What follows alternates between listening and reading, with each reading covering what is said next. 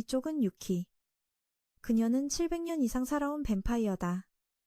그녀는 많은 이들이 불사를 축복이라 여길 거라 생각한다. 하지만 그녀에게는 꼭 그렇지만은 않다. 물론 즐거운 순간들도 있었지만 너무 오래 사는 것은 또한 그녀의 기억과 알던 사람들이 점차 사라지는 것을 마주하게 했다.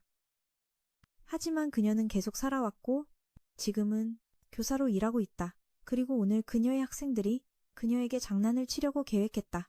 그들은 나무 위에서 뛰어내려 그녀를 공격했지만 그녀는 방어막으로 공격을 막고 그들에게 주먹을 날려 호수로 날려버렸다. 아무래도 이건 이 학생들이 유키를 공격하려 한 것이 처음은 아닌 것 같다. 오랜 시간이 지나도 전혀 교훈을 얻지 못했기 때문이다. 이 학생들이 유키를 공격하려는 이유는 그녀가 자신을 건드릴 수 있는 사람은 누구든 마을을 떠나 수도에서 공부하게 해주겠다고 선언했기 때문이다. 하지만 그런 어설픈 기술로는 그녀를 이기기엔 아직 너무 이르다. 그녀는 수도에 갈 수 있으면 인생이 바뀔 거라고 간단하게 생각하지 말라고 했다. 만약 그렇게 쉬웠다면 촌장님이 자신을 그들의 장애물로 두지 않았을 거라고. 특히 토타라는 소녀는 그 어설픈 검술 실력으로 가장 자만심이 강하다고 생각했다.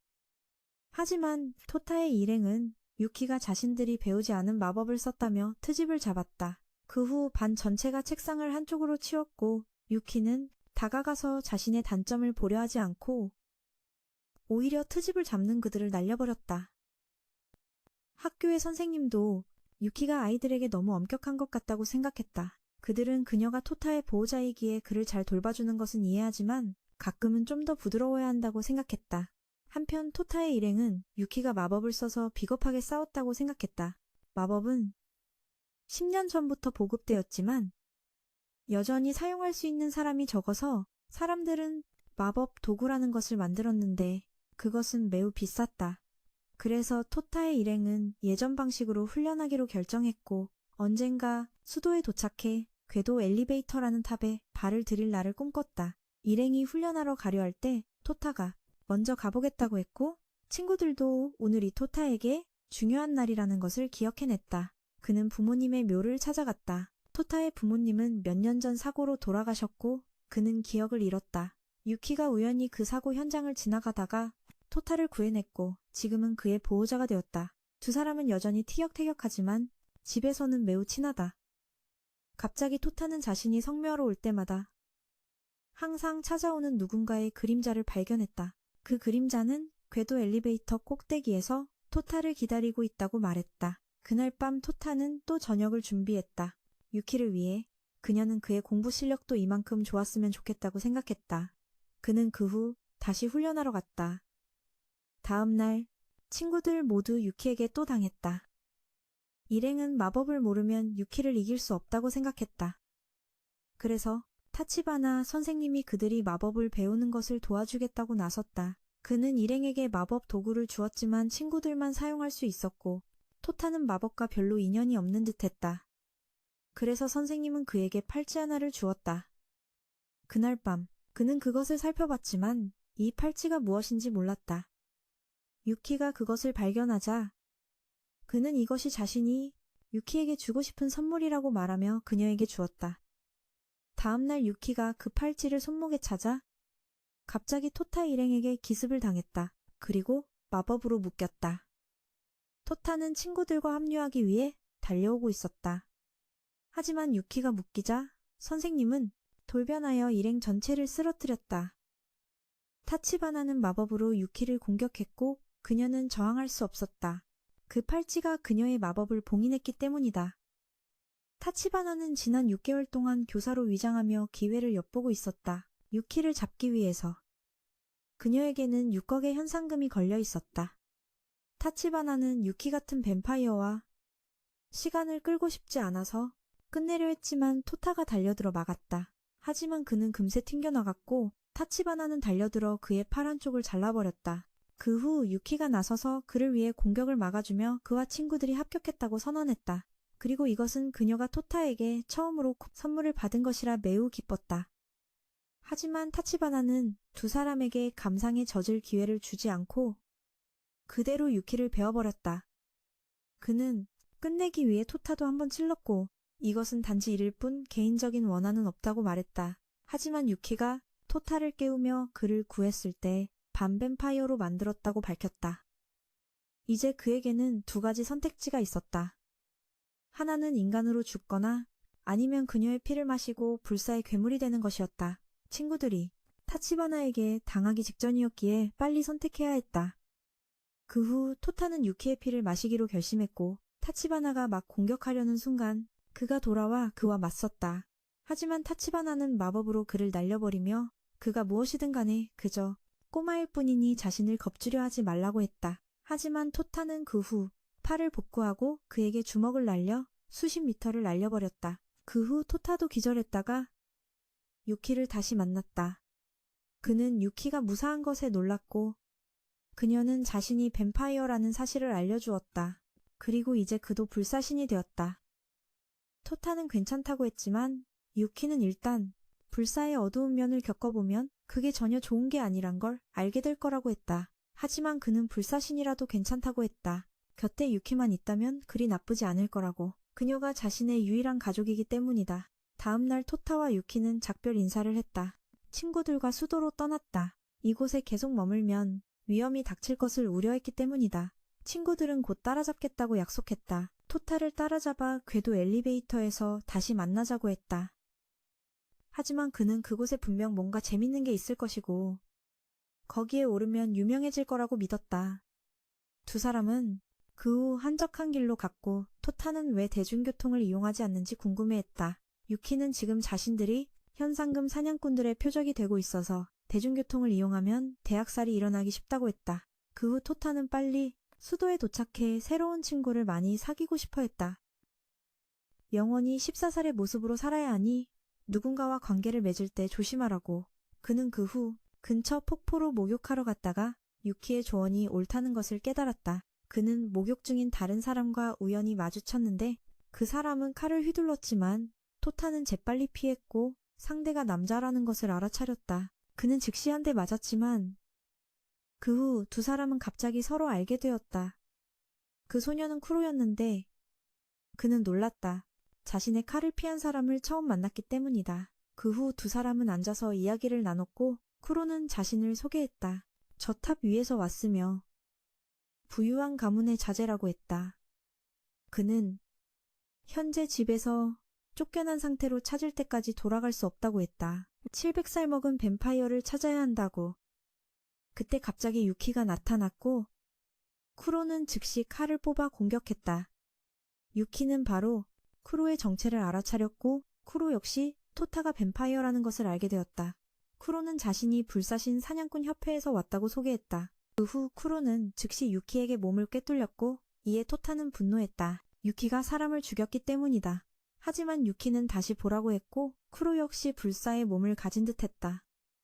그 후 토타는 몇 가지 방법을 써서 쿠로를 깨어나게 했다.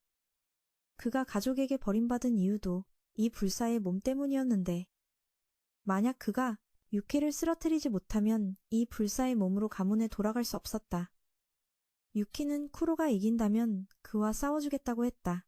자신의 제자인 토타를 이긴다면 말이다. 토타는 왜 자신이 휘말렸는지 이해하지 못했지만 쿠로는 즉시 그를 공격했다. 쿠로가 진심인 것을 보고 그와 싸우기로 했다. 하지만 토타는 조건을 걸고 싶어 했는데 이긴 사람이 진 사람에게 한 가지 요구를 하는 것이었다. 토타는 동의를 얻었고 쿠로 역시 검을 꺼내들었다. 공평하게 싸우기 위해서였다. 하지만 토타는 검을 던져버리고 맨손으로 덤벼들었다. 그는 재빨리 얼굴에 발차기를 날리고 쿠로의 공격 범위 이점을 없애기 위해 빠른 속도로 손을 이용해 공격했다. 하지만 쿠로는 교묘하게 토타의 등을 베고 재빨리 목을 베었다. 토타가 멈출 거라 생각했지만 그는 재빨리 머리를 다시 붙여 회복한 뒤 강력한 일격을 날려 쿠로를 땅에 쓰러뜨렸다. 쿠로는 패배했고 그 후 토타의 요구를 들어줘야 했다. 친구가 되는 것이었다. 그 후 일행은 도시에 도착해 온천에 갔다. 토타는 쿠로에게 더 이상 부끄러워하지 말라고 했다. 이제 둘은 친구이며 쿠로가 진 후에 정식으로 약속도 했으니 그도 부인할 수 없었다. 그 후 둘은 함께 탕에 들어갔고 토타는 쿠로가 남자인지 여자인지 여전히 헷갈렸다. 그는 또한 쿠로의 가문에 대해 궁금해했다. 쿠로의 가문이 꽤 엄격해 보였지만 사실 근본적인 이유는 쿠로가 불사의 몸을 가졌기 때문에 차별받았고 유키를 처치하라는 임무를 준 것도 그를 집에서 쫓아내기 위한 핑계일 뿐이었다. 토타는 쿠로가 더 이상 돌아갈 이유가 없다고 생각했다. 그곳으로 돌아갈 이유가 없으니 차라리 자신과 함께 다니며 돕는 게 낫다고 했다. 쿠로는 아직 토타를 완전히 친구로 여기지 않는 듯했다. 그래서 토타는 쿠로에게 유키를 훔쳐보자고 제안했다. 사실 그는 유키를 훔쳐보는데 별 관심이 없었다. 두 사람은 몇 년 동안 한 집에 살았기 때문이다. 단지 토타는 쿠로와 함께 무언가를 하고 싶었을 뿐이다. 그가 먼저 올라갔다가 그곳에 있는 한 소녀를 발견했는데 이 소녀는 그 후 유키로 변했고 이전 모습이 자신의 진짜 모습이라고 밝혔습니다. 유키는 시험해보기로 합니다. 토타를 시험해보기로 한 것인데 그가 수건을 잡아당기면 소원을 하나 들어주겠다는 것이었습니다. 하지만 그는 조금 실망했습니다. 유키가 사실 절벽이라 실망하자 그녀는 그에게 얼음 덩어리를 던졌습니다. 그리고 그녀는 보여주기로 했습니다. 그에게 몇 가지 고대 마법을 보여주기로 한 것입니다. 그 후 얼음비가 쏟아졌고 쿠로는 토타를 구하기 위해 뛰어들었지만 쿠로는 이제야 토타가 불사신이라 구할 필요가 없다는 걸 깨달았습니다. 하지만 토타는 쿠로에게 자신을 위로 던져달라고 부탁했고 그는 재빨리 날아올라 유키의 수건을 빼앗아 인정받았습니다. 하지만 흥미없다고 말하는 바람에 유키에게 물속으로 처박혔습니다. 쿠로는 웃음을 터뜨렸고 토타는 오랜만에 쿠로가 다시 웃는 것을 보았습니다. 쿠로는 둘과 동행하기로 했고 유키가 쿠로에게 제자가 되겠냐고 묻자 쿠로도 동의했습니다. 그리고 그들은 쿠로가 수건을 두른 방식에 대해 궁금해했습니다. 그 후 일행은 길을 떠났고 쿠로는 자신이 속할 곳을 찾았다고 믿었습니다. 토타는 그 후 생각에 잠겼습니다. 다른 불사신들을 모아 세상을 지키는 팀을 만들자는 생각이었죠. 바로 그때 갑자기 한 무리의 차량 행렬이 도착했습니다. 그들은 유키를 데리러 온 것이었고 카린이라는 소녀가 토타가 누구냐고 물었습니다. 외부인이라면 제거해야 한다고요? 하지만 안타깝게도 이미 늦었다고 했습니다. 그녀가 오래전에 불사신들을 위한 조직을 만들었기 때문이죠. 그 이름은 유키 홀더였습니다. 배 위에서 쿠로는 유키의 조직이 어떤 곳일지 궁금해했고 카린은 유키가 어떻게 2년 동안이나 토타를 돌봤는지 이해하지 못했습니다. 하지만 유키는 카린과 토타의 불사 능력이 가장 강력하다고만 말했습니다. 그녀가 만난 사람들 중에서 말이죠. 그래서 인류가 멸망한다면 카린과 토타가 아마 세상에 남을 마지막 두 사람이 될 것이라고 했습니다. 하지만 카린은 여전히 토타를 노골적으로 싫어하는 눈치였습니다. 그들은 곧 본부에 도착했습니다. 유키 홀더의 본부였죠. 그곳은 육지에서 10km 떨어진 섬으로 온천 사업도 하고 있었습니다. 조직의 멤버들이 2년 만에 돌아온 유키를 환영하기 위해 둘러쌌습니다. 토타는 여기에 뱀파이어인 불사신이 얼마나 있는지 궁금했지만 꽤 적다고 했습니다. 그 후 몇몇 사람이 토타에게 알려주길 불사에는 아주 다양한 종류가 있는데 마법에 의한 것, 유전자에 의한 것, 현자의 돌에 의한 것도 있고 신체를 기계화한 경우도 있었습니다. 심지어 게임처럼 목숨을 여러 개 가진 사람도 있다고 했죠. 그 후 두 사람은 사과하며 자신들을 조직의 넘버 6 고로와 넘버 12Q라고 소개했습니다. 고로는 조직에 들어오려면 두 사람이 시험을 통과해야 한다고 했습니다.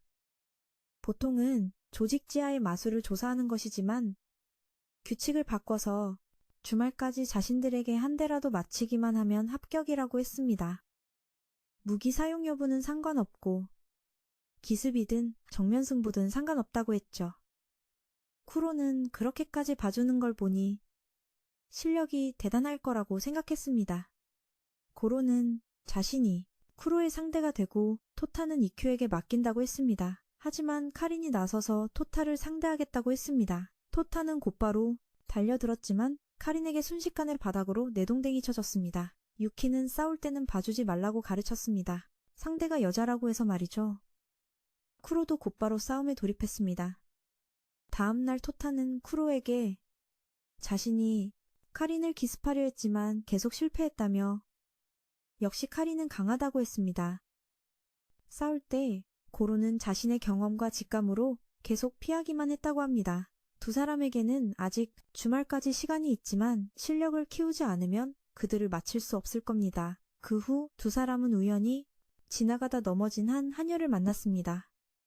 두 사람은 그녀가 쓰레기를 버리는 것을 도와주었고 소녀는 자신을 소개했습니다. 신호부라고 하며 여관에서 일하는 평범한 사람이라고 했습니다. 시골 출신인데 어떤 사정으로 이곳으로 오게 됐다고 했죠. 토타는 도움이 필요하면 언제든 말하라고 했습니다. 쿠로가 시험을 상기시키자 그는 지금 너무 생각해봤자 소용없으니 천천히 생각하겠다고 했습니다. 두 사람은 신호부에게 또 도울 일이 있는지 물었습니다. 그러자 그녀는 창고로 물건을 옮기는 일이 남았다고 했습니다. 그동안 유키는 과거 토타의 할아버지에게 이 시험을 냈던 것을 떠올렸습니다. 이는 애니 초반 부인이 궁금하면 찾아보시길 다시 토타와 쿠로에게로 돌아와서 두 사람은 한참을 걸었지만 창고가 어디인지 알 수 없었습니다. 갑자기 토타는 누군가 자신을 안내하는 목소리를 들었습니다. 그래서 그는 가장 창고처럼 보이는 곳으로 들어갔지만 안에 들어가자 쿠로는 이곳이 별로 창고 같지 않다고 생각했습니다. 두 사람은 꽤 깊이 내려갔고 이곳이 창고가 아니란 걸 알게 됐습니다. 하지만 이곳에 거대한 건축물이 있는 것을 보고 두 사람은 한번 둘러보기로 했습니다. 그곳에서 그들은 검 한 자루와 한 남자를 발견했고 남자는 자신을 소개했습니다. 이 조직의 넘버 이 진베이라고요. 유키 바로 다음이니 강할 거라 생각했지만 그의 모습은 술주정뱅이 같아 별로 믿음이 가지 않았습니다. 진베이는 누가 토타인지 묻고는 적검을 뽑아보라고 했습니다. 뽑으면 그냥 주겠다고요. 위대한 마법사가 만든 검인데 쓸 수 있는 사람이 거의 없어 그냥 뒀다고 합니다. 재밌을 것 같아 뽑아보려 했지만 꽤 어려웠습니다. 갑자기 아까 그 목소리가 검에 있는 버튼을 돌려보라고 했습니다. 다시 시도하니 완전히 뽑혔습니다. 그 목소리는 바로 이 검이었고 이름은 노보루였습니다. 진베이는 노보루에게 함부로 말하지 말라고 했지만 노보루는 한 곳에만 있기 지겨워 함께 다닐 주인을 찾고 싶었다고 합니다. 그 후 진베이는 검을 들고 이 검에는 무게를 바꾸는 버튼이 있다고 토타에게 알려주었습니다. 검이 무게를 마음대로 바꿀 수 있다고 했죠.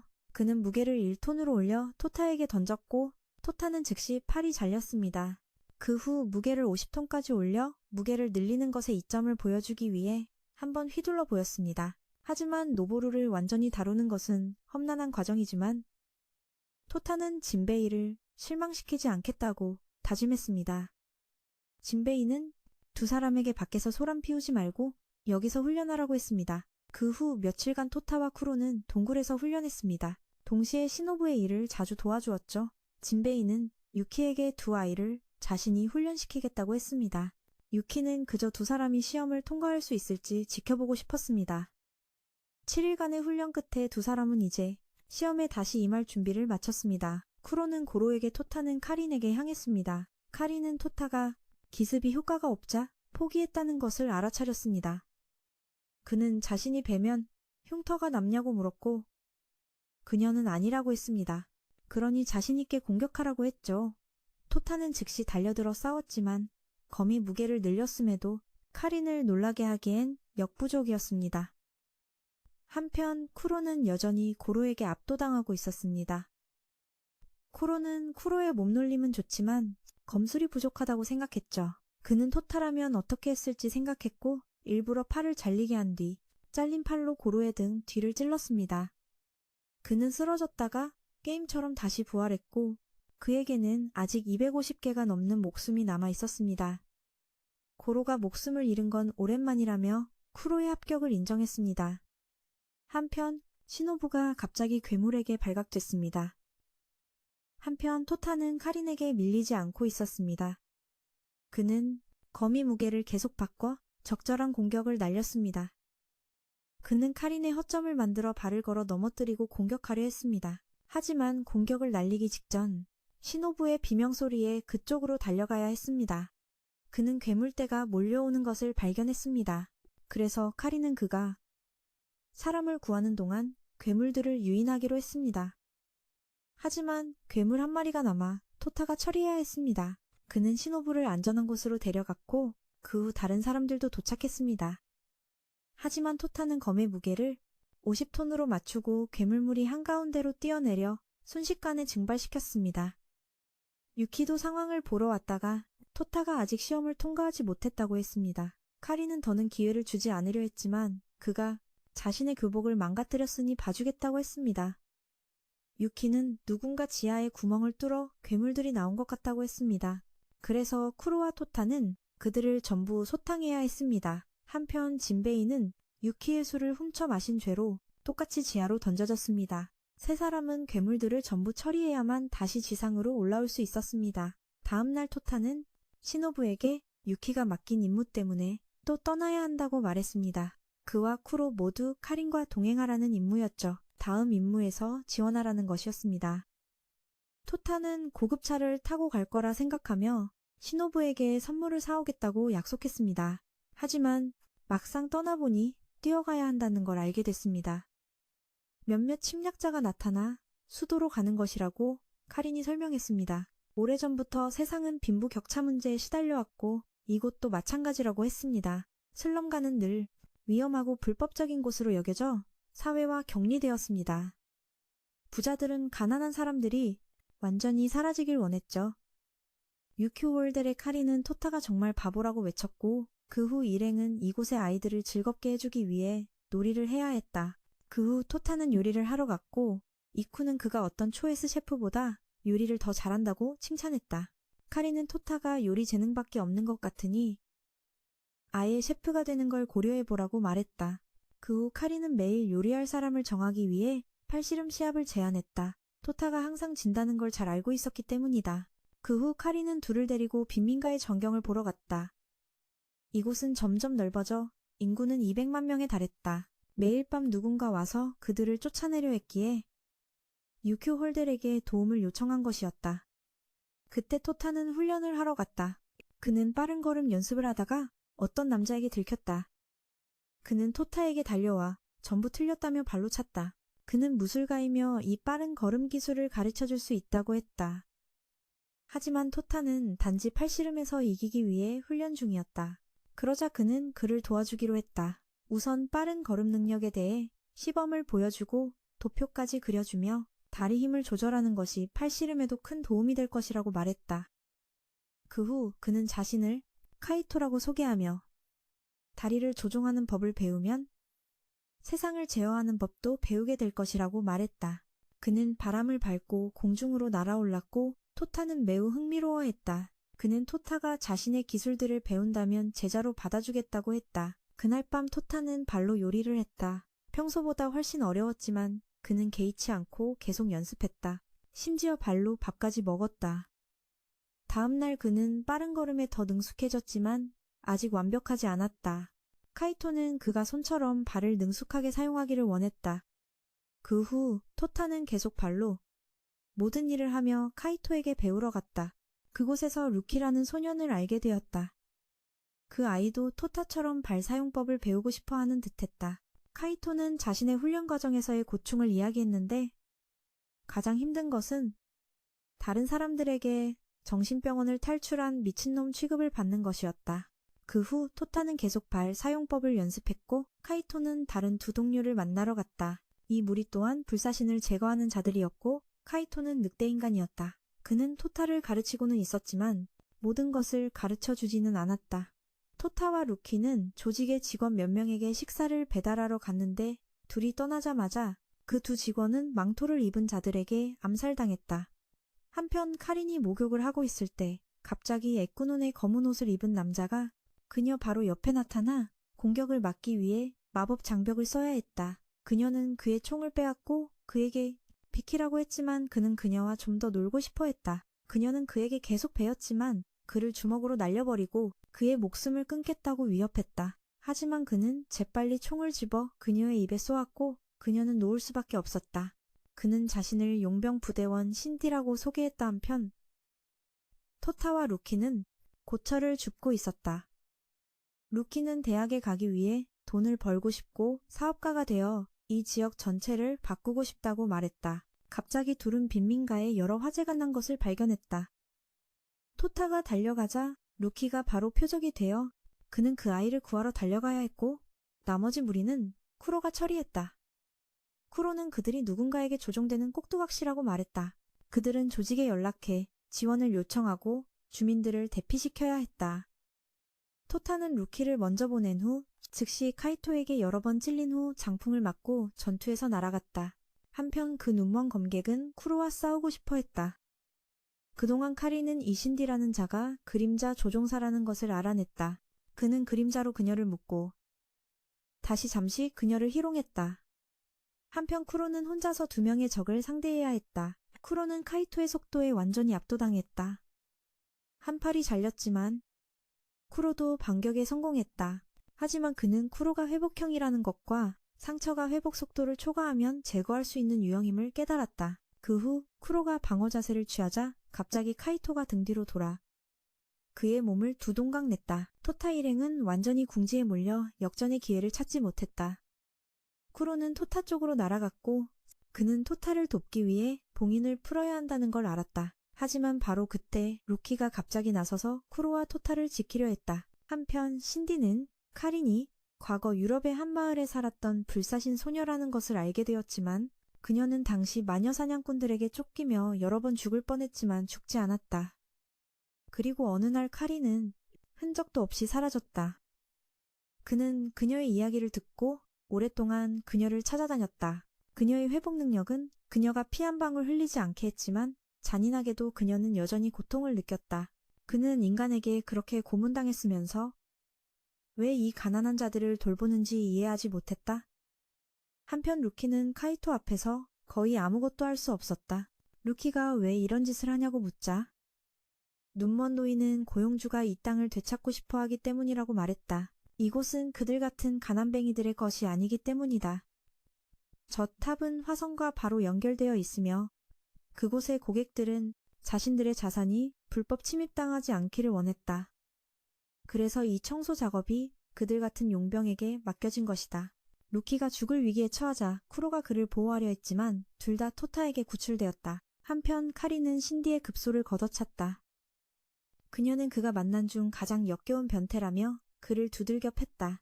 눈먼 노인은 토타가 어떻게 카이토의 기술에서 벗어났는지 그리고 그 장갑을 어디서 얻었는지 몰랐다. 토타 자신도 잘 몰랐지만 더 중요한 것은 그들이 자신의 친구들을 다치게 했으니 한 방 먹여줘야 한다는 것이었다. 그는 둘 다 주먹으로 날려버렸고 카이토는 정말로 흥분했다. 토타 같은 자들과 싸우기 위해 이런 더러운 일을 하는 것이었다. 토타는 쿠로에게 회복에 얼마나 걸리는지 물었다. 아직 시간이 꽤 필요했기에 토타는 혼자 둘을 상대하기로 했지만 카린이 지원하러 왔기에 토타는 태연히 카이토의 정체를 폭로할 수 있었다. 그와 같은 신법을 가진 사람은 많지 않았기 때문이다. 그는 자신이 존경하던 사람이 이런 혐오스러운 일을 하는 것을 받아들일 수 없었다. 하지만 카이토는 싸울 수만 있다면 뭐든지 했다. 그 후 둘은 격돌했고 카이토는 토타가 벌써 자신의 속도를 따라잡은 것에 놀랐다. 둘은 계속해서 공방을 주고받았고 카이토는 비장의 수를 썼다. 그는 달려들어 번개처럼 빠른 일격을 날려 토타의 심장을 으스러뜨렸다. 하지만 그는 토타에게서 갑자기 검은 날개가 돋아나 심장까지 재생할 줄은 몰랐다. 눈먼 노인은 이것이 사용자에게 불사와 상상 초월의 힘을 주는 최상위 흑마법임을 알아챘다. 대가로 영혼이 잠식되는 그는 이 마법을 쓰는 자를 둘밖에 몰랐는데 첫 번째는 유키히메였고 두 번째는 25년 전 화성에서 그와 유키히메가 맞섰던 자였다. 그 자는 매우 잔혹했기에 그는 세 번째 사용자가 나타나는 것을 용납할 수 없었다. 하지만 토타는 이미 카이토를 날려버렸고 계속해서 부정적인 감정을 힘으로 바꾸고 있었다. 하지만 카리는 눈먼 노인에게 개입하지 말라고 했다. 만약 토타가 통제 불능이 되면 조직이 책임질 것이기 때문이었다. 한편 카이토는 패배하고 죽을 준비를 했다. 하지만 토타는 이성을 되찾고 손을 멈췄다. 토타는 카이토에게 시시하게 죽음을 기다리지 말고 일어나서 자신에게 맞서 싸우라고 했다. 그 후 카이토는 토타가 자신의 힘을 다시 봉인하는 것을 보았다. 하지만 그를 불사신으로 만든 것이 바로 그 흑마법이었기에 이제 그는 회복할 수 없었다. 한편 카이토는 늑대인간의 힘으로 점차 회복하고 있었다. 하지만 그는 패배를 인정하며 토타에게 그 흑마법을 받아들이라고 말했다. 그것도 그의 힘의 일부이기 때문이다. 깔끔하게 이기고 싶다면 자신과 팔씨름을 하자고 제안했고 토타도 대결에 응했다. 눈먼 노인은 토타가 흑마법을 억제할 수 있다는 사실에 놀랐다. 한편 토타는 카이토에게 그의 두 번째 비술에 대해 배웠다. 그것은 바로 자신이 세계의 정점에 서 있다는 믿음을 항상 유지하는 것이었다. 그는 동전을 던져 올리고 즉시 토타의 팔을 넘겼지만 토타는 버텨냈다. 그리고 그런 힘을 가지고도 이런 추한 곳에서 자신이 죽는 것을 기꺼이 지켜볼 것이냐고 물었다. 그는 이곳이 돈의 세계이고 가난한 자는 의견을 낼 수 없기에 그것을 받아들인다고 했다. 하지만 토타는 그에게 다른 관점을 보여주며 그의 팔을 옥상에서 땅으로 내리꽂았다. 그는 진심으로 패배를 인정하며 죽기를 원했지만 토타는 그것을 허락하지 않았다. 바로 그 후 눈먼 노인도 철수하기로 결정했다. 그때 유키히메가 와서 얼음 마법으로 불을 껐다. 그녀도 이곳에서 눈먼 노인을 다시 만나자 놀랐고 그는 검을 휘둘러 공간 게이트를 만들어 카이토와 함께 떠났다. 그날 밤 빈민가 주민들은 이 일을 극복한 것을 축하하기 위해 파티를 열었다. 한편 토타는 자신의 몸속 흑마법에 대해 궁금해했는데 유키히메는 그가 자신의 피를 마셨으니 그녀의 힘을 갖는 것도 이상하지 않다고 말했다. 한편 어떤 의문의 인물이 토타를 지켜보고 있었다. 돌아오자 노부로는 토타가 임무에 자신을 데려가지 않았다며 쿠로에게 불평했다. 쿠로는 노보루에게 토타의 흑마법에 대해 아는 게 있냐고 물었지만 그는 아는 게 거의 없다고 했다. 쿠로는 믿기 어려워했다. 토타가 유키에게서 그걸 물려받았다는 사실에 대해서였다. 거의 궁극에 가까운 마법을 계승만으로 얻는다는 건 너무 간단하기 때문이다. 쿠로는 토타에게 나쁜 일이 생길까봐 걱정했다. 노보루는 쿠로가 토타에게 마음이 있다고 생각했다. 왜냐하면 그는 쿠로가 남자인지 여자인지 몰랐기 때문이다. 쿠로는 당황해서 그를 땅에 박아버리고는 도망쳤다. 그는 그저 농담을 하려 했을 뿐인데도 말이다. 그때 토타는 시노부와 함께 바다 위를 나는 탈 것을 타며 즐거운 시간을 보내고 있었다. 시노부는 우연히 고철더미에서 이걸 발견해서 복원했고 운 좋게 고칠 수 있었다고 했다. 시노부는 기계를 만들어 솔라레이스에 참가하는 게 꿈이라고 했다. 그건 매년 열리는 경주였고 토타는 그녀를 응원하기로 했다. 비록 그녀는 아직 자신이 그 경주에 참가할 수 있을 거라고는 생각하지 않았지만 말이다. 이때 둘이 즐거워하는 모습을 본 쿠로는 마음 한구석이 아파왔지만 그 이유는 알지 못했다. 방으로 돌아왔을 때 카리는 갑자기 쿠로가 사실 여자라는 것을 발견했고 그녀는 쿠로와 토타 같은 남녀를 같은 방에 둘 수 없다고 했다. 하지만 쿠로는 자신이 반인간족이며 태어날 때부터 성별이 없다고 설명해야 했다. 16살 생일이 되어야만 스스로 성별을 선택할 수 있다는 것이다. 카리는 토타와 함께 있고 싶다면 여자가 되라고 쿠로에게 조언했다. 쿠로를 설득했다. 그녀는 쿠로가 토타 곁에 있어서 토타가 유키에게 더 가까이 가지 못하게 하고 싶었고 동시에 쿠로가 정말로 토타를 좋아하지만 쿠로가 아직 인정하지 않을 뿐이라고 믿었다. 그때 이쿠가 나타나 카린에게 쿠로를 그렇게 몰아붙이지 말라고 했지만 그녀는 그저 조언을 해주고 싶었을 뿐이라고 했다. 그래서 이쿠는 쿠로를 위한 해결책을 생각해냈다. 쿠로는 여자로 변장하고 다른 사람인 척 토타와 데이트를 해서 쿠로가 토타에게 어떤 감정을 느끼는지 알아보고 성별을 결정하는데 도움을 주기로 했다. 쿠로는 금발로 바꾸고 토타를 만나러 갔다. 쿠로는 자신의 사촌이라는 신분으로 토타를 만나 수도를 구경시켜 달라고 부탁했다. 토타도 이곳에 온 지 얼마 안 됐기 때문에 이 기회를 주변을 탐험할 기회로 삼기로 했다. 카리는 토타 같은 바보는 분명 쿠로를 알아보지 못할 테니 모든 게 순조로워 보인다고 생각했다. 그녀는 이쿠에게도 부탁을 했다. 원래는 쿠로에게 부탁할 생각이었지만 지금 쿠로가 바빠서 이쿠가 대신 가야 했다. 한편 쿠로와 토타는 시노부에 탈 것을 빌리러 갔다. 토타는 뒤에 있는 여자아이에 대해 궁금해했다. 시노부는 그저 그 아이가 탑 꼭대기에서 왔다는 것만 알았다. 둘은 본토를 향해 출발했고 노보루는 버려졌다. 토타와 쿠로는 그 후 즐거운 데이트를 했고 토타는 정말로 쿠로의 마음을 두근거리게 하고 기쁘게 했다. 그러다 쿠로가 넘어졌고 토타가 신발을 고쳐주었다. 쿠로는 탑에 가고 싶어 해서 토타와 함께 그곳으로 갔다. 하지만 지난번의 그림자 조종사 신지가 두 사람을 발견했다. 그녀에게서 옮겨간 것이 아니었기 때문이다. 그녀는 그자가 토타를 노릴까봐 걱정했다. 그녀가 말한 그자는 바로 토타를 미행하던 흰머리의 페이트였다. 그는 토타가 수도에 있다는 소식을 듣자마자 바로 길을 나섰다. 토타와 쿠로는 이때 탑의 전망대에 올라 경치를 구경하고 있었다. 쿠로는 평소에 자신에 대해 토타가 어떻게 생각하는지 몰라서 한번 물어보기로 했다. 토타는 쿠로를 항상 소중한 친구로 생각한다고 말했고 그 말에 쿠로는 남자로만 있으면 계속 토타 곁에 있을 수 있을 거라고 생각했다. 하지만 쿠로는 여자일 때 자신에 대해 어떻게 생각하는지 물었고 토타는 쿠로가 귀엽다고 했지만 쿠로는 선택에 대해 더욱 망설이게 되었다. 바로 그때 신지가 공격하려고 나타났지만 토타에게 날아가 버렸다.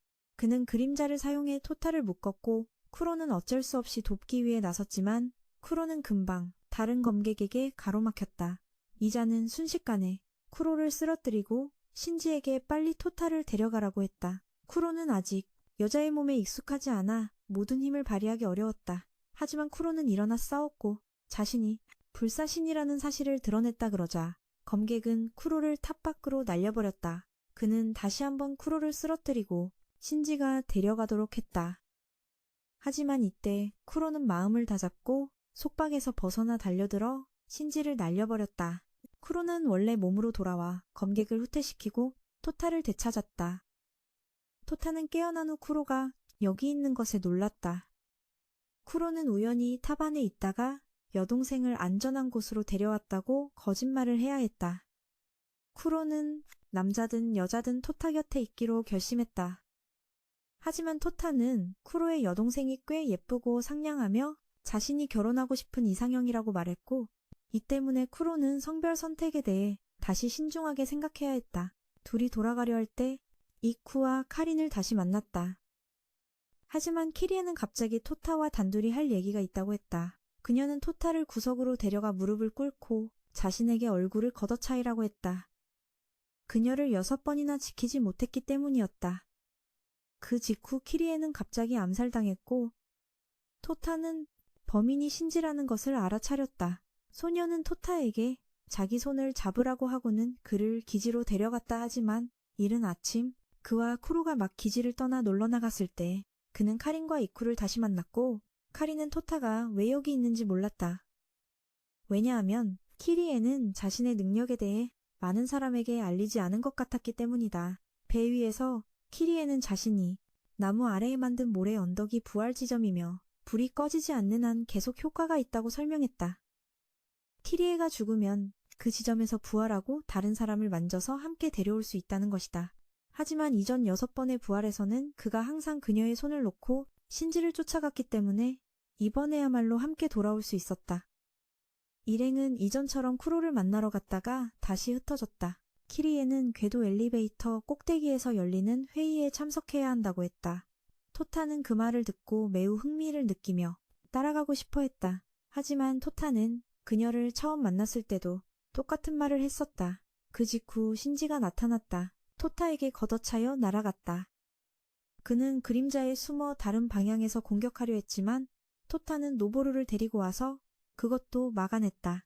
그는 검의 무게를 늘려 한 방에 그를 날려버렸다. 키리에는 세계 최강의 마법사 페이트가 토타를 노리고 있으며 첫 번째 리셋 때 그녀는 쿠로와 함께 토타와 떨어졌고 다른 두 사람도 동시에 그때 그녀는 페이트가 토타를 찾으러 탑까지 온 것을 발견했다. 이쿠가 페이트를 공격하려 했지만 그는 순식간에 페이트에게 몸이 산산조각 났다. 카린은 허무 속으로 빨려 들어갔고 토타는 목이 잘렸다. 쿠로가 달려들었지만 역시 즉시 패배했다. 키리에는 페이트에 의해 석화되었다. 그는 자신이 토타의 진정한 주인이라며 그를 되찾으러 왔다고 주장했다. 키리에는 석화되면 리셋할 수 없다는 것을 알고 칼을 꺼내 자결하고 리셋했다. 토타는 새로운 정보의 양에 아직 정신이 없었지만 그는 이 페이트가 누구인지 궁금해했다. 키리에가 아는 바로는 페이트는 한때 영웅이었지만 지금은 전 인류의 적이라고 했다. 왜 페이트가 그의 주인인지에 대해서는 키리에도 몰랐다. 이쿠와 카린도 이제 키리에의 능력에 대해 알게 되었다. 하지만 그들은 캐묻지 않을 것이다.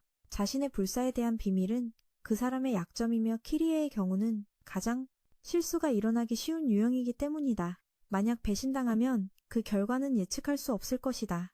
모두가 키리에를 배신하지 않겠다고 약속했기에 그녀는 걱정할 필요가 없었다. 하지만 키리에는 이제야 유키와 함께 세운 계획에 대해 그들에게 알려주었다. 그들은 페이트가 나타날 시간을 알고 있었기 때문이다. 그래서 그들은 그를 잡기 위해 함정을 설치할 것이다.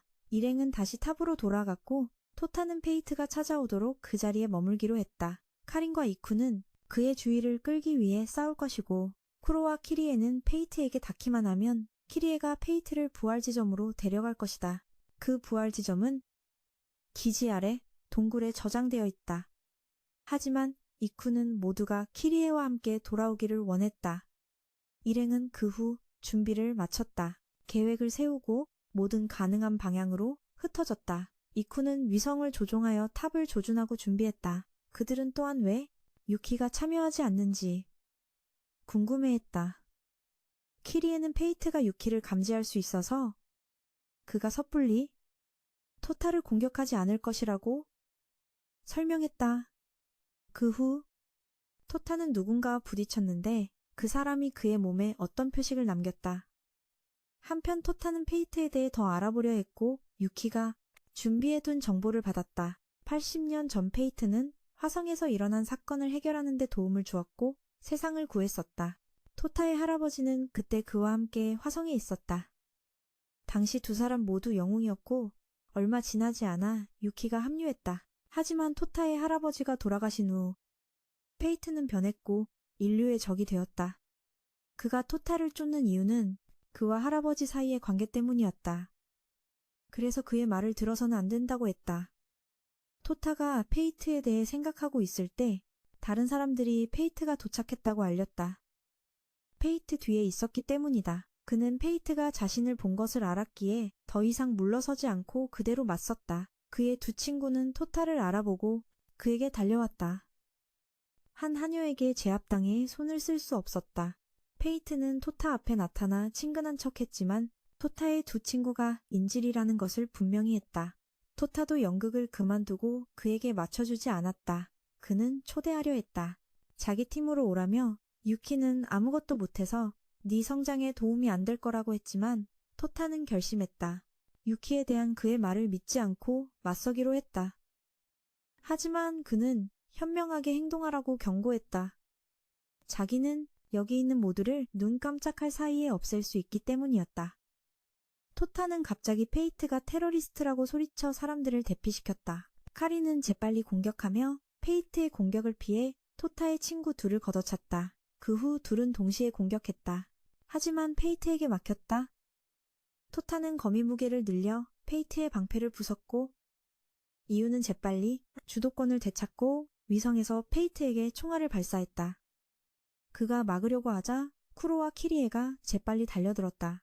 쿠로가 막히자 키리에가 달려들어 토타와 카린과 함께 페이트를 데려가려 했지만 순식간에 석화되고 말았다. 계획은 실패했다. 후퇴하려던 참에 페이트는 방패를 회복하는 데 5분이 걸린다고 말했다. 그래서 토타는 그를 잡을 기회가 생겼다. 그래서 토타는 싸우기 위해 나섰다. 카린은 샤바라는 늙은 승려와 마주쳤고 쿠로는 지난번에 검객 아수라와 마주쳤다. 이유와 맞서는 메이드는 이와였다.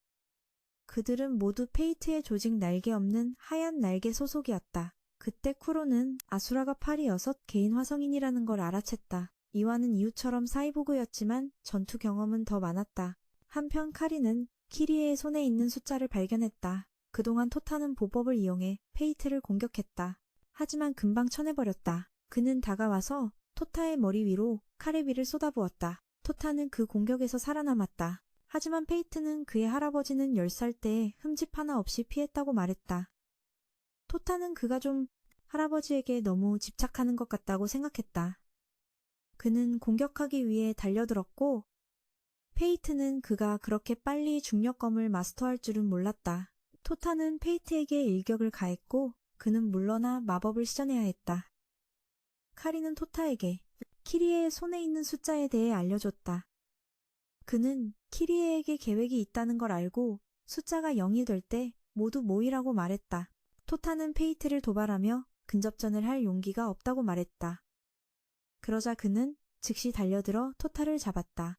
하지만 토타는 검을 무겁게 만들어 둘 다 카린이 있는 곳으로 떨어지게 했다. 마침 카운트다운이 끝났다. 키리에는 재빨리 모두를 과거로 돌려보냈다. 페이트는 동굴에 갇혀 유키와 다시 만났다. 그녀는 대화하고 싶어 했지만 페이트는 20년 전부터 아무 관계도 아니라고 말했다. 둘 다 싸우고 싶어 했다. 하지만 둘 다 불사신이라 무의미했다. 그래서 페이트는 떠나고 싶어 했고 그를 막지 않는 대가로 각자 질문 하나씩 답해주기로 했다.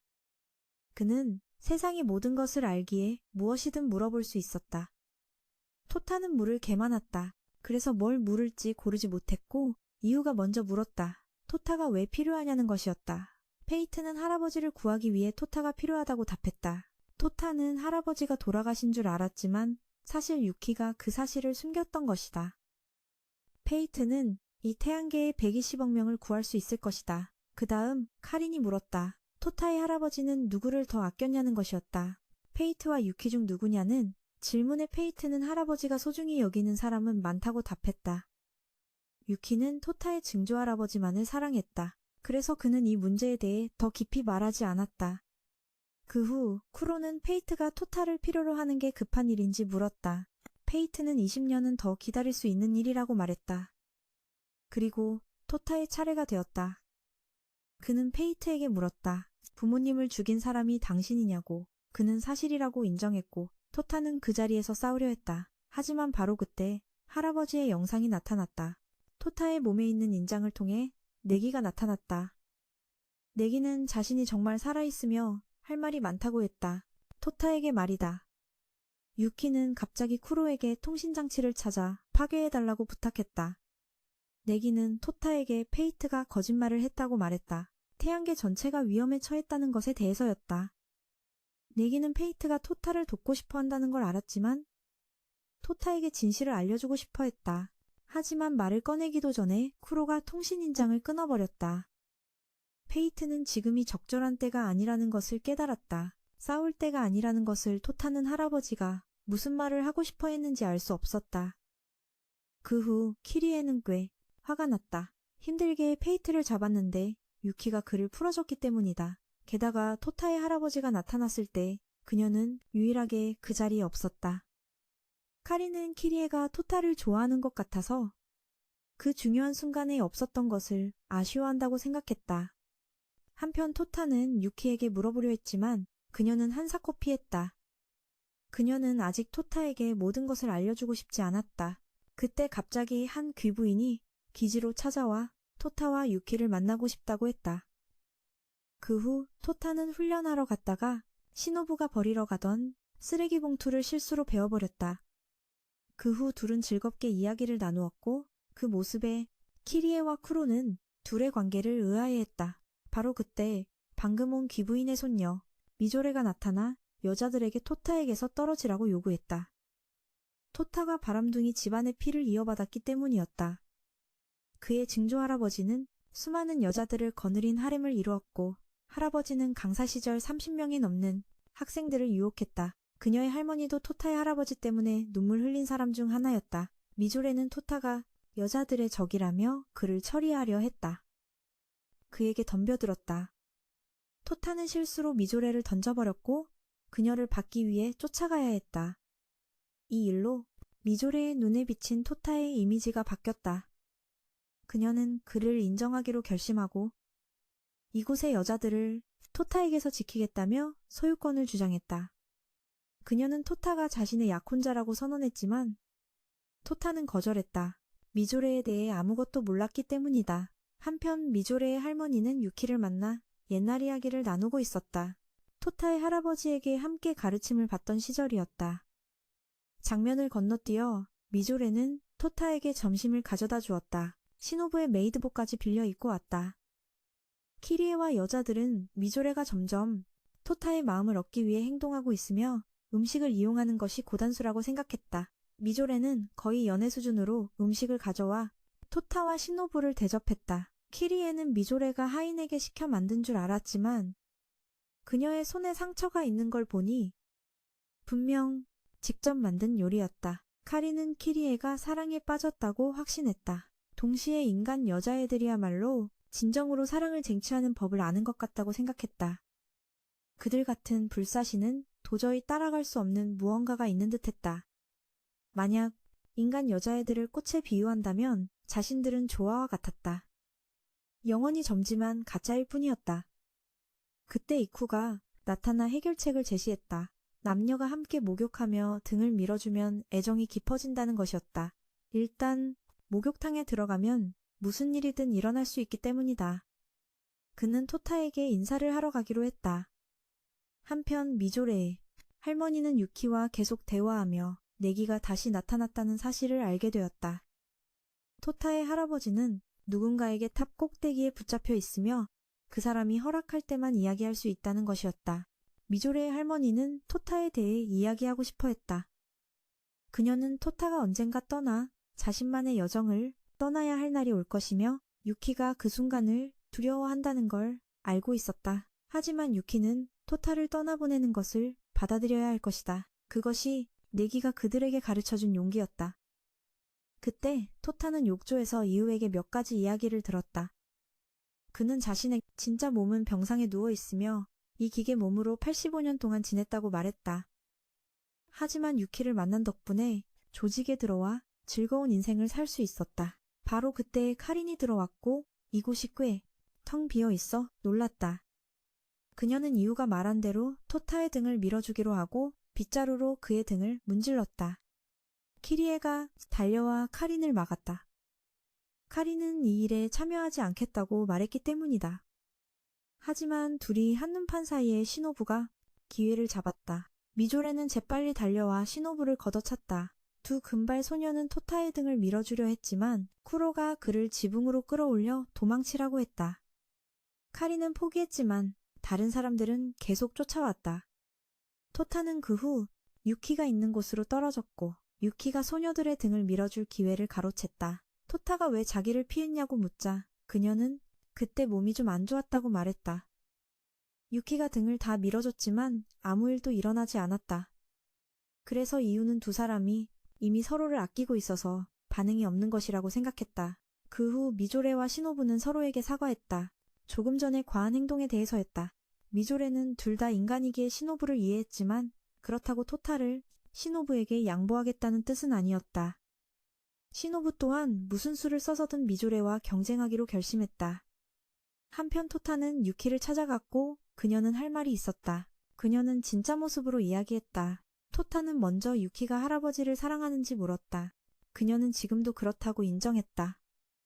하지만 그날 그의 앞에 나타난 사람은 그녀가 20년 전에 사랑했던 니기가 아니었다. 그의 할아버지는 시작의 마법사를 물리쳤지만 그녀는 니기의 몸에 들어가 기생하게 되었다. 빙의되는 것은 시간 문제였기에 그녀는 그날 내기가 한 말을 믿지 않았다. 그녀와 페이트 둘 다 내기를 구하고 싶어 하지만 방법이 두 사람의 의식이 대립해서 갈라진 거고 내기가 전에 토타에게 페이트의 말을 믿지 말라고 한 건 암시였어. 페이트가 내 부모님을 죽인 게 아니라는 걸 말이야. 더 정확히는 예전 사고로 죽은 사람은 토타의 친부모가 아니었어. 그들은 내기에게서 태어난 복제인간인 너를 키웠을 뿐이야. 토타는 나중에 쿠로마루에게 그 이야기를 했고 자신에게 기억과 과거가 전혀 없다는 사실에 조금 실망했어. 바로 그때 미조레가 달려와서 토타에게 떠나라고 했어.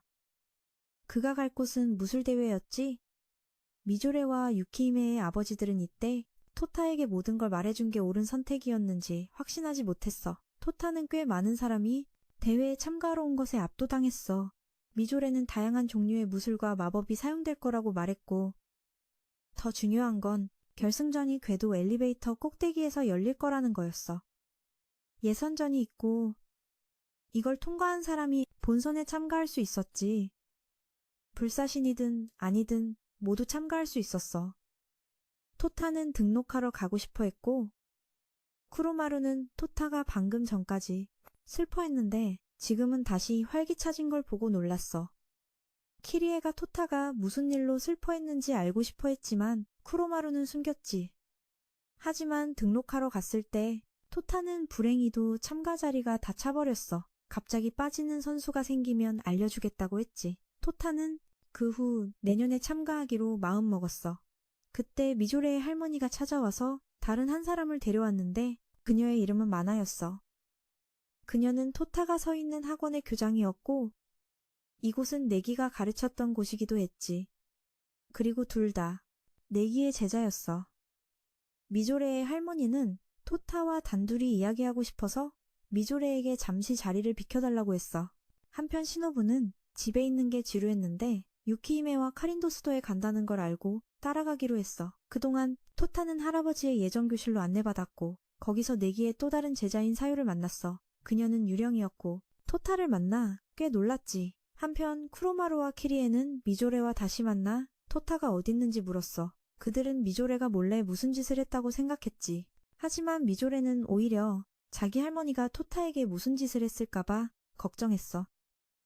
미조레의 할머니는 토타가 여전히 내기를 닮은 구석이 있다고 느꼈어. 토타는 자신이 복제인간이라는 사실을 안타까워했지만 할머니는 괜찮다고 했어. 왜냐하면 그는 여전히 진정한 내기의 손자였기 때문이야. 할머니는 토타를 껴안고 다시 젊어지는 것 같다고 느꼈어. 바로 그때 마나가 한 선수가 부상을 당했다는 소식을 듣고 재빨리 토타를 대신 투입시켰어. 토타는 곧바로 경기장에 들어갔고 쿠로마루와 키리에 그리고 미조레는 관중석에서 그를 응원했어. 그의 상대는 꽤 신비로운 망토를 두른 자였지. 토타는 상대에게서 뭔가 익숙함을 느끼고 먼저 달려들어 공격했어.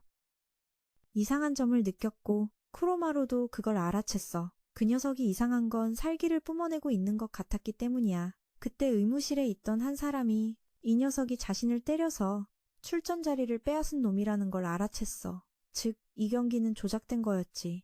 그리고 망토를 두른 자는 계속해서 토타를 오빠라고 불렀어. 토타는 적의 마법 공격을 피하고 빈틈을 노려 공격했지만 그는 재빨리 공격을 막고 마법을 쏘아 반격했어. 그는 쓰러졌고 그 녀석은 토타를 값싼 복제품이라고 부르며 마법을 사용했어.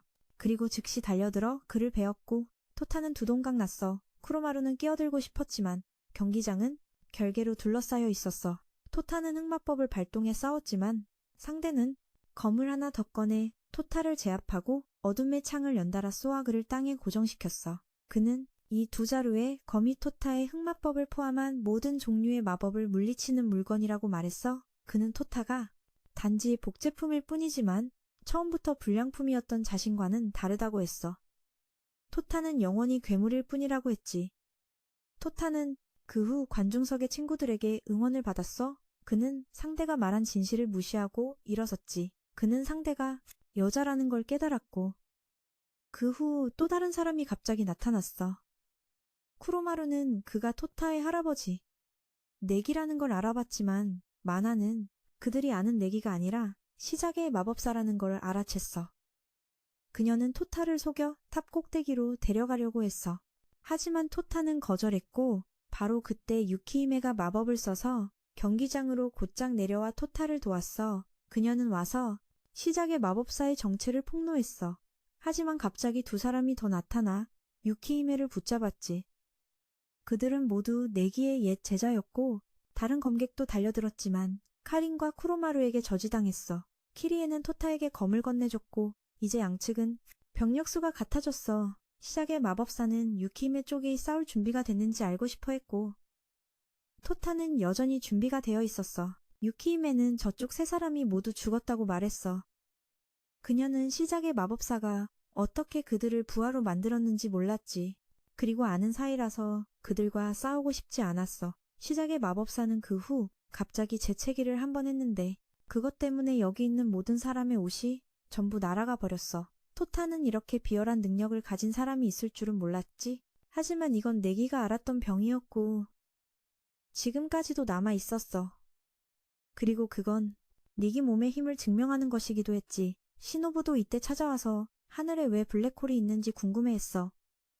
한편 키리에는 싸움을 멈추고 시작의 마법사에게 토타를 설득할 방법을 찾으라고 요구했어. 하지만 상대편의 생각을 읽는 사람이 있어서 키리에의 의도가 들통났지만 상대편도 무력 대신 말로 해결하는 것에 동의했어. 그들이 내세운 이유는 토타가 내기와 아스나라는 사람의 유전자를 결합하는 데 성공한 유일한 실험체이기 때문이었어.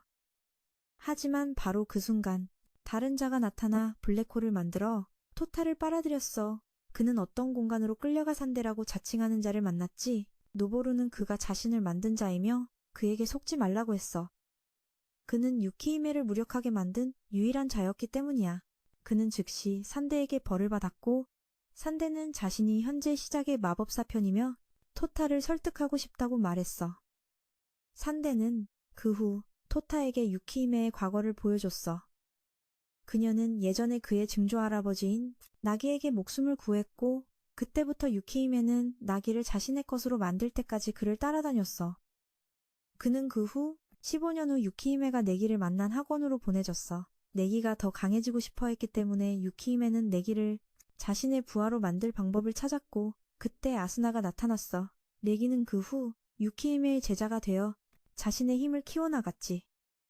이건 전편에서 볼 수 있는 내용이야. 산데는 그 후 토타에게 유키히메의 행복한 미소를 보여줬어. 그녀는 자신의 감정이 내기에게로 옮겨갔다는 걸 깨달았을 때였지. 그녀는 내기를 가르치는 것을 계약으로 여겼고 내기의 감정이 그 계약의 대가가 될 거라고 생각했어. 토타는 산데에게 과거의 모습을 보여줘서 고맙다고 했어. 하지만 산데는 이게 과거가 아니라고 말했지.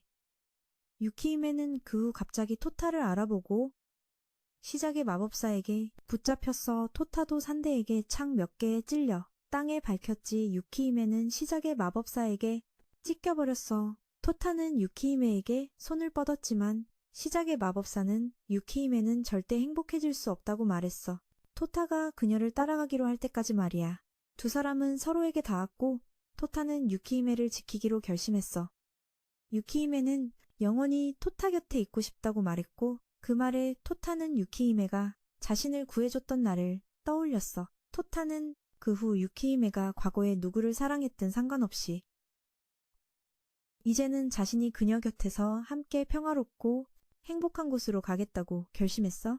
하지만 시작의 마법사는 유키히메가 자신의 죄를 깨닫고 영원히 행복해질 수 없다는 걸 안다고 했어. 하지만 토타는 유키히메의 행복은 그녀가 결정할 일이 아니라며 무시했어. 그녀는 그 후 토타가 무엇을 할 수 있는지 보겠다며 가상공간이며 여기서 그녀를 물리치면 이긴다고 말했어. 유키히메는 그 후 두 사람을 위한 결계를 만들었고 두 사람은 이 공간의 법칙에 영향을 받지 않게 됐어. 두 사람이 달려들자 시작의 마법사는 나기와 내기의 얼굴을 이용해 유키히메를 유혹했어. 그녀는 금방 붙잡혀 토타 쪽으로 던져졌지. 그는 유키히메가 바람둥이라고 생각했지만 그녀는 700년 동안 세 사람만 사랑한 건 아주 순정적이라고 말했어. 그녀는 그 후 마법사에게 큰 공격을 날렸지만 그녀는 그걸 부숴버렸어. 토타가 공격하려 달려들자 내기의 복제품이 달려들어 그를 날려버렸지. 그는 주변의 소녀들이 자신을 끌어내리려는 것을 발견했고 바로 그때 아스나라는 사람이 나타나 마법사의 공간을 파괴했어. 그녀는 자신이 토타의 할머니라고 밝혔지. 아스에 나는 그 후 자신도 유키히메를 구했다는 걸 깨달았어. 유키히메는 화성에서 희생된 줄 알았던 아스나가 여기 있는 걸 보고 놀랐어. 그녀는 토타 안에 아스나의 일부가 있다는 걸 기억해냈고 이게 이유인 것 같았어. 한편 다른 소녀들도 빠져나와 토타에게 방금 일어난 일은 환각일 뿐이니 잊으라고 했어. 아스나는 토타에게 바깥 세상은 사실 1초도 지나지 않았다고 말했어. 그리고 그녀가 이 공간을 파괴하면 진짜 전투는 바깥에서 벌어질 것이므로 싸울 준비를 하라고 했어. 아스나는 토타 일행에게 이길 방법을 알려줬지. 마법사는 공간의 제어권을 되찾고 아스나는 승리의 열쇠가 토타의 힘에 있으니 그 힘이 깨어날 때까지 버텨야 한다고 알려주기 위해 결계로 시간을 벌어야만 했다. 말이 끝나자마자 아스나는 마녀를 베어 결계를 파괴했다. 마녀를 쓰러뜨리자 모두 재빨리 전투에 복귀했고 먼저 검사키리가 그의 눈을 노리고 공격해 카린이 성수를 사용해 일격을 날릴 수 있게 했다. 마음을 읽는 두 명에게는 쿠로가 분신술로 공격했다. 비록 붙잡혔지만 사방에서 오는 공격을 피하지 못해 결국 속박당했다. 망토를 입은 소녀는 토타가 시선을 끈 사이 유키에게 얼려졌고 토타는 그대로 시작의 마법사에게 돌진했다. 그녀는 공격을 피하고 토타에게 반격했다. 하지만 그녀가 무슨 말을 하든 토타는 그녀를 따르지 않을 것이다. 이제 모두 토타를 위해 30초를 더 벌어야 했다. 하지만 넌 그녀가 무슨 말을 하든 따라가지 않을 거야. 우리 모두 지금 토타를 위해 30초를 더 벌어야 해. 오래가지 못하고 금이 가기 시작했다. 그때 토타는 유키에와 페이트의 도움을 받았다. 그들은 모든 영혼을 분리시켰고 토타는 내기와 대화할 수 있게 되었다. 내기는 모두와 토타를 다시 만나 놀랐다. 페이트는 내기를 구할 방법이 있다고 했다. 바로 토타를 이용해 모든 인류를 불사신으로 만드는 것이다. 그렇게 하면 죽음의 고통이 인류에게서 완전히 사라질 것이다. 하지만 내기는 페이트가 아무리 인류를 돕고 싶어 해도 자신을 소멸시켜야 한다고 생각했다. 자신은 이미 마녀에게 완전히 잠식당했기 때문이다. 하지만 페이트는 자신이 하는 모든 일이 내기를 구하기 위함이라며 받아들이지 않았다. 내기는 이제 시간이 없다며 토타에게 마지막 말을 남기려 했지만 토타는 그 시간을 네이네이는 이제 시간이 없다며 토타에게 마지막 말을 남기려 했지만 그는 네이가 서두르지 않기를 바랐다. 나머지를 토타에게 맡겼다. 그 후 그들은 연결이 끊기고 전투로 돌아왔다. 하지만 그녀는 다른 형태로 변신해 오히려 그들을 쓰러뜨렸다. 토타는 공격을 받자마자 즉시 내기와 같은 형태로 변했다. 둘은 경기장을 떠났고 그 사이 쿠로의 속박 마법은 무효화되어 그 커플에게 역으로 공격당했다. 카린 또한 아까 그 검사에게 형세가 역전되어 이제는 카린이 당하고 있었다. 상대편이 반격했고 카린도 아까 그 검사에게 전세가 역전되어 이제는 맞는 쪽이 되었다. 내기가 어떤 영웅이었는지 몰랐지만 지금의 모습은 약자를 보호하는 사람 같지 않았다. 하지만 그는 내기에게 번개 같은 것을 맞았다. 그럼에도 토타는 공격하기 위해 마녀에게 계속 접근하려 했다. 하지만 그는 검사에게 돌진을 받아 한 방에 찔려 바닥으로 떨어졌다. 이때 토타의 친구들은 모두 패배한 상태였다. 토타가 당하기 직전 키리가 막아서기 위해 뛰쳐나왔다. 마녀는 키리의 능력을 알기에 손을 멈췄지만 그들은 키리의 감정을 이용해 그녀의 집중력을 흐트러뜨렸고 결국 그녀는 칼에 찔렸다. 하지만 마녀는 급소를 피해 키리를 살려두었다. 망토를 입은 여자는 키리에게 아직 비장의 수가 있다는 것을 알고 숨겨둔 독약을 빼내기 위해 키리의 이를 부러뜨렸다. 토타는 분노했지만 키리는 시간을 충분히 벌었다며 웃었다. 그 후 마녀는 과거로 보내져 내기의 모든 학생들 앞에 서게 되었다. 그들은 차례로 마녀를 공격했지만 대부분의 공격은 약해서 마녀에게 모두 막혔다. 마녀는 진지해져서 그들을 완전히 쓸어버릴 작정으로 날아올랐지만 반에는 이 공격들을 막을 수 있는 사람도 있었다. 그들은 마녀를 약화시킨 후 자극적인 공격으로 이 공격들을 막아낸 자가 있었고 그들은 그 마녀를 약화시킨 뒤 자극을 주는 공격으로 내면에 있던 내기의 정신이 강해졌다. 그들은 토타가 자신들 전원과 내기의 유전자로 만들어졌으며 하지만 이번에는 그녀가 물러나는 것을 선택했고 아스나는 훗날 토타가 내기를 완전히 해방시킬 열쇠가 될 것이라 믿었다. 그 후 마녀는 탑 꼭대기에서 다시 만나자고 약속하며 부하들과 함께 사라졌다. 한편 토타는 관중석에 있던 사람들이 어디 갔는지 궁금해했는데 그들은 모두 진베이와 고로가 구출했다. 시노부와 이쿠도 힘을 보탰다. 페이트는 다음번엔 자신이 직접 내기를 구할 방법을 찾을 테니 유키에게 방해하지 말라고 했다. 얼마 후 기지로 돌아왔을 때 키리는 토타에 대한 자신의 감정이 단지 시간을 벌기 위한 수단이었다고 말실수한 자신의 어리석음 때문에 꽤 낙담해 있었다.